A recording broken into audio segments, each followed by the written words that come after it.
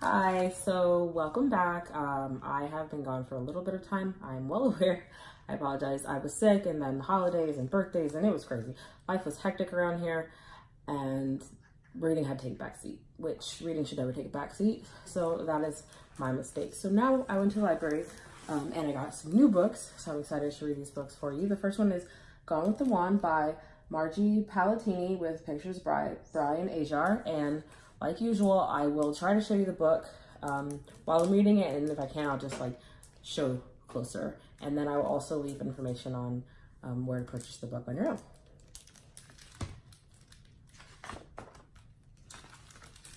So, Gone with the Wand, A Fairy's Tale. Once upon a time, long, long ago, to be actual and completely factual, this little fairy's tale began 3 months ago last Thursday.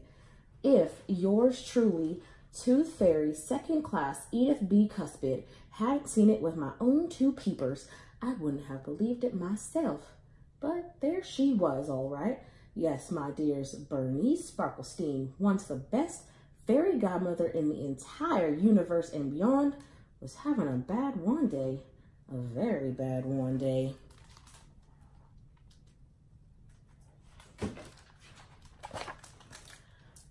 She wasn't even having luck stirring up a little tea for two. Perhaps you dipped when you should have dunked, I suggested. Unkapoofsky is what I am, cried Bernice. Edith, I think my wand is gone. I almost choked on my crumpet.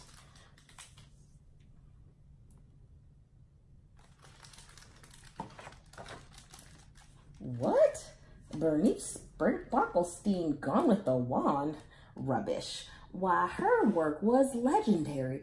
The stuff stores are made of, and she had the pictures to prove it.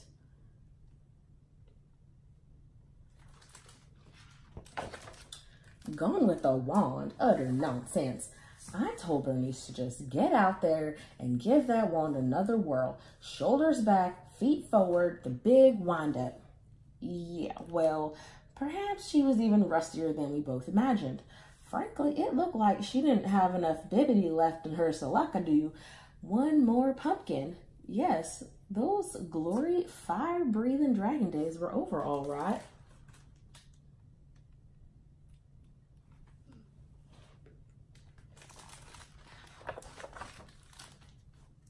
I should have gone into your line of work, Edith. Tooth fairies are always busy. I know everyone believes that nightlife is glamorous, but all that tippy-toeing is not easy on the feet. I can tell you, look at these bunions. Bernice winced at my big toe. Oh me, oh my, I don't think I could handle that sort of work, Edith. Whatever am I going to do now?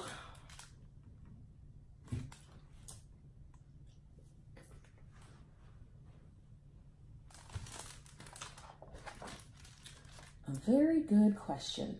Of course, barely passing my wisdom tooth test myself, it was not one I was able to answer on short notice. But then, don't you know, suddenly a decidedly divine idea popped into the old cranium. I never breathed a word of it before, but oh my, yes, I had my share of fairy experience before I landed in the tooth business.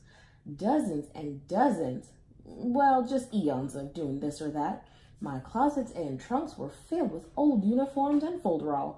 Maybe Bernice could try them on for size and see if any fit her fantasy. We winged it right on over to my place.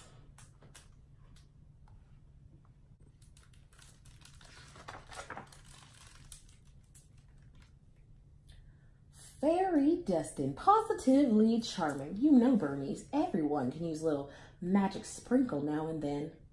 Bernice tied on the apron and headed up, and away. She was back in 10 minutes. I think I'm allergic to dust. Huh? I handed her a hanky and we went back to the closet. Phew!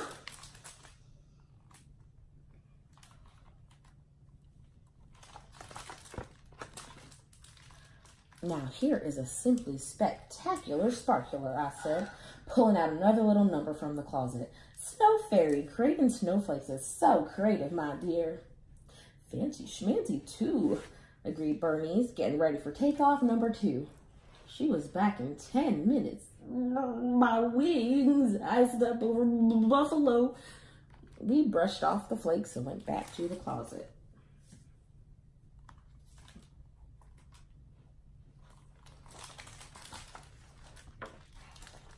Ah, the sugar plum look is totally marvelous, I said. Besides, nobody can resist a candygram.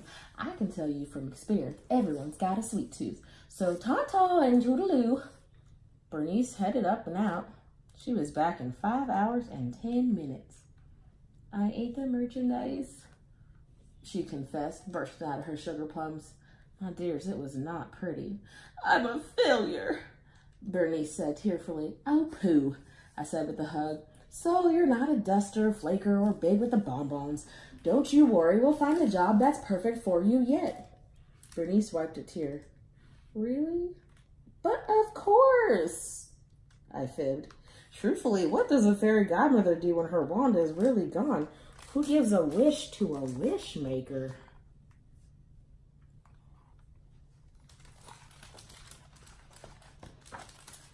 Granted, I was only a plain old ordinary pill-a-tooth plucker, but I knew I had to think of something to help my best friend, and fast. So I thought and pondered and thought, and then I just pondered. I pondered so much I was pooped. Before I knew it, I nodded off for 40 winks myself, and then, aha, I woke up with a snort. A bit of embarrassing chin drool and late for work, but with one wonderful dream of a plan, even if I do say so myself.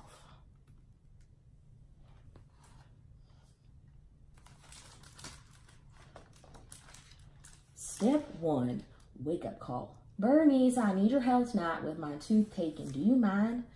Bernice yawned. Check. Step 2, let the tasking begin. Tisk, tisk, tisk. Edith, this child is untucked. Indeed, Bernice, I see it every night. Arms hooking out from covers here, toes sticking out from blankets there. Tisk, tisk. Double check.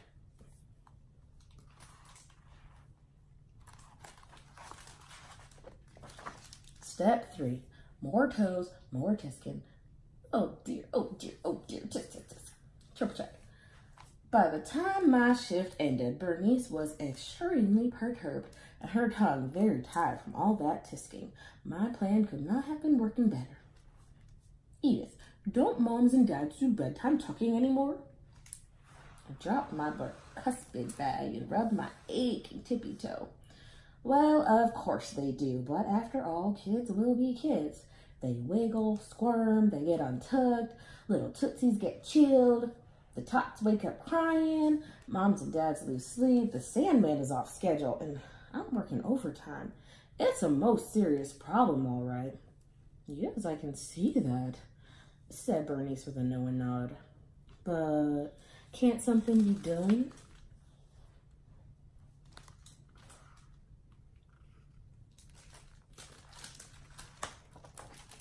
Step 4, a little Edith B. Cuspid magic, not to mention superb acting. I sighed a long, very long sigh. Yes, if only someone somewhere had the answer to this terrible untucking situation. But who? What? How?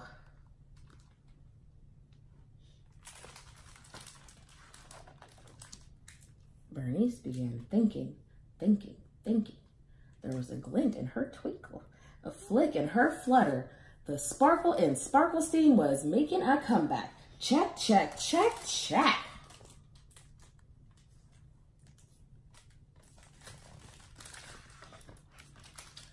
The very next morning, over a cup of cocoa, Bernice was all aflutter. Edith, she announced with the utmost confidence, what is needed here is a good night, sleep tight, don't let the bed bugs bite, fairy godmother, someone to make sure children get an extra bedtime snack. What an absolutely incredibly marvelous idea. But Bernice, wait, there's no job for an ordinary everyday wand waver. Who can we ever get to do it? Bernice grinned. Edith, My first class friend. I'm thinking who you've been thinking. Me.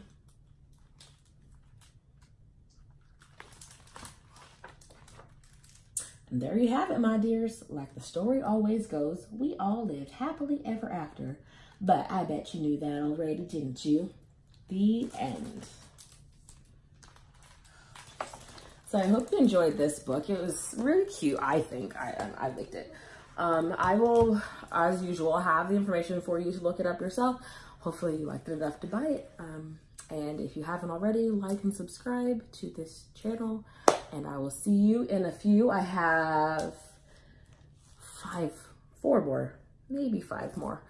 And I'm deciding Playground. 4 definitely, possibly 5 more books coming up for you, all right?